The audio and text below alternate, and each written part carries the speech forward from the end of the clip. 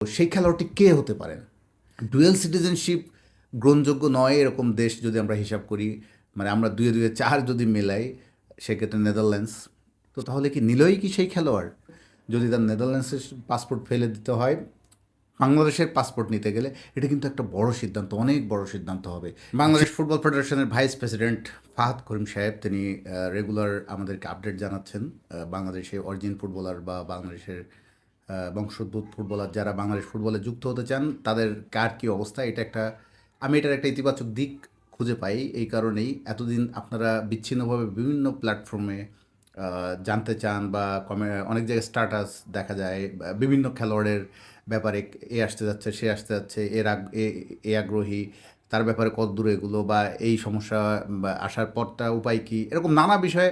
সেক্ষেত্রে বাংলাদেশ ফুটবল ফেডারেশনের একজন দায়িত্বশীল ব্যক্তি যিনি আপডেট জানাচ্ছেন বিভিন্ন ফুটবলারদের বিষয়ে, এটা নিঃসন্দেহে ভালো দিক। যদিও এটা একটু ব্যতিক্রমী মনে হয় এই কারণে, কারণ সাধারণত যে কোনো ক্রীড়া সংস্থা কোন ফুটবলার আসবে না আসবে এইভাবে সাধারণত আমরা বলার দৃশ্য দেখি না সাধারণত অন্যান্য দেশের ফুটবল ফেডারেশনে। কিন্তু যেহেতু আমাদের দেশে এটা একটা বাস্তবতা যে অরিজিন ফুটবলাররা যেহেতু আসতে চাচ্ছেন, আমরা মনে করি একটা অনস্টপ পয়েন্ট হোক যেখানে তারা যোগাযোগ করবে এবং সেখান থেকে আনুষ্ঠানিকভাবেই জানানো হোক কে কখন কিভাবে আসছে, কার প্রসেস কতদূর কীভাবে হচ্ছে। তো এটা আমরা ইতিবাচকভাবেই দেখি। বাংলাদেশ ফুটবল ফেডারেশনের ভাইস প্রেসিডেন্ট ফাহাদ করিম রিসেন্টলি যে আপডেট দিয়েছেন, শুক্রবারে আপনারা দেখলেন, অ্যাডাম আব্বাস, জিদান ইউসুফের ব্যাপারে তিনি জানালেন তাদের প্রসেস অলমোস্ট ডান। তারা আগামী আগস্টে AFC আন্ডার-20-তে বাংলাদেশ দলে যুক্ত হতে চান। এই দুই তরুণ ফুটবলারের ক্ষেত্রে আমরা আশাবাদী, কারণ এদের কথা অনেকবার শুনেছি। অবশ্যই তারা ট্যালেন্টেড এবং তাদেরকে জেনে বুঝে যাচাই বাছাই সব কিছু মিলিয়ে আমরা তাদের ব্যাপারে দারুণ কিছু তাদের কাছ থেকে আমরা পেতে পারি সে আশায় তাদেরকে যুক্ত করা হচ্ছে। এবং এখানে মেজর ইস্যু, যখনই আমরা এই ধরনের খেলোয়াড়দের সুখবর আমরাও ক্যারি করি বা যখন আমাদের পেজ বা প্রোফাইল নানা জায়গায় আমরা এটা শেয়ার করি, আমি অনেক কমেন্ট দেখি যে তারা খেলাবে তো, গেম টাইম দেবে তো, মানে এই অনিশ্চয়তা সংশয়টা আছে। সে আলাপটা নিশ্চয় আমরা রেগুলার করি বা আরও হবেও সামনে।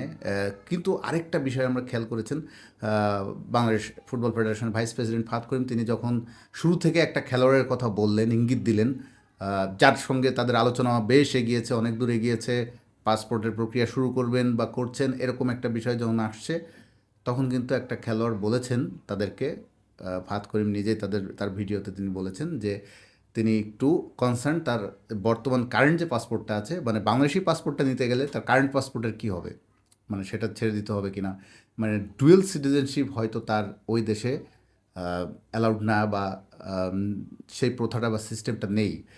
তো সেই খেলোয়াড়টি কে হতে পারেন? সেই খেলোয়াড়টি কে হতে পারেন তিনি নির্দিষ্টভাবে বলেননি, কারণ এটা বললে হয়তো খেলোয়াড়ের চাপ বা নানা রকম বিষয় তৈরি হতে পারে।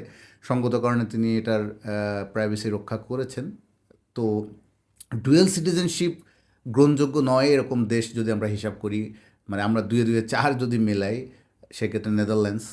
সেখানে নিলয় ফন্ডার প্লোয়েক এই খেলোয়াড়টার সঙ্গে অনেকদিন বাফুফের যোগাযোগ হচ্ছে বলেই জানি। নিলয় ফন্ডার প্লোয়েকের সঙ্গে যেহেতু কথা হচ্ছিল, এই অসাধারণ দুর্দান্ত এক ফুটবলার, আমাদের অ্যাটাকিং মিডফিল্ডার, সেন্ট্রাল মিডফিল্ডার যেটাই বলি না কেন, এবং তিনি ভার্সেটাইল একজন ফুটবলার। তো তাকে বাংলাদেশ ফুটবলে যুক্ত করার জন্য অনেক দিন ধরে বাফুফের সঙ্গে তার যোগাযোগ হচ্ছে বলে জানি। তো তাহলে কি নিলয়ই কি সেই খেলোয়াড়?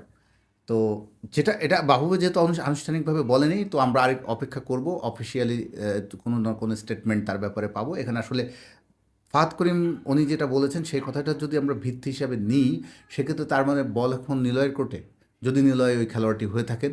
কারণ নিলয়কে সিদ্ধান্ত নিতে হবে, যদি তার ডুয়েল সিটিজেনশিপ গ্রহণযোগ্য না হয় তাদের দেশে, যে দেশে তিনি থাকেন, যে দেশে বেড়ে উঠেছেন, যদি তার নেদারল্যান্ডসের পাসপোর্ট ফেলে দিতে হয় বাংলাদেশের পাসপোর্ট নিতে গেলে, এটা কিন্তু একটা বড় সিদ্ধান্ত, অনেক বড় সিদ্ধান্ত হবে যে কোনো খেলোয়াড়ের জন্য। বাংলাদেশের ডুয়েল সিটিজেনশিপ আইনগত অ্যালাউড করে, কিন্তু অনেক দেশে তো করে না।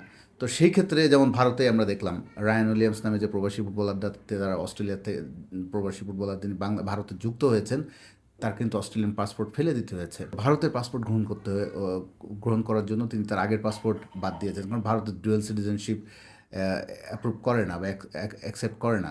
তো সেই ক্ষেত্রে এই যে ত্যাগ, এই যে বিসর্জনটা, এটা কিন্তু অনেক বড় একটা সিদ্ধান্ত। দেখুন, রায়ান উইলিয়ামসের বয়স কিন্তু 32। তার বয়সটাও হয়তো একটা তাকে সিদ্ধান্ত নিতে সহায়তা করতে পারে, যেহেতু কেরিয়ারের শেষ দিকে চলে আসা, সেক্ষেত্রে তিনি হয়তো ভারতকে কিছু দেওয়ার জন্য চেষ্টা করছেন। কিন্তু নিলয়দের মতো একদম ইয়াং খেলোয়াড় যাদের বয়স 20-21 কোঠা এখনও হয়তো পার হয়নি, এ ধরনের খেলোয়াড়দের ক্ষেত্রে এখনও কেরিয়ারটা পড়ে আছে, তারা লং কেরিয়ার এখন সামনে।